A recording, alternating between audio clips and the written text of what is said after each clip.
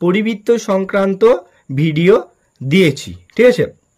তো চলো অন্তর্বৃত্ত সংক্রান্ত, এখানে কি বলেছে যে এবিসি একটা ত্রিভুজ যার বিসি 6 সেমি, সিএ 5.5 সেমি এবং এবি বলেছে 4.5 সেন্টিমিটার। ওকে, এবি এর অন্তর্বৃত্ত আঁকতে বলেছে, মানে ত্রিভুজ একটা আঁকতে বলেছে।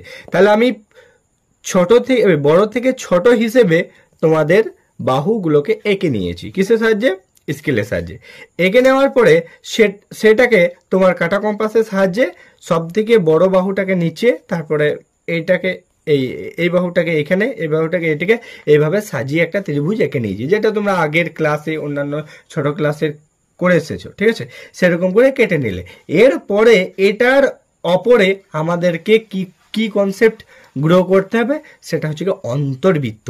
অন্তর্বৃত্ত করতে গেলে সেক্ষেত্রে তোমাদের প্রতিটা এই ত্রিভুজের যে কোনো দুটো কোণকে সমদ্বিখণ্ড করতে হবে। তাহলে পরিবৃত্তের ক্ষেত্রে কি করেছিলাম আমরা? পরিবৃত্তের ক্ষেত্রে আমরা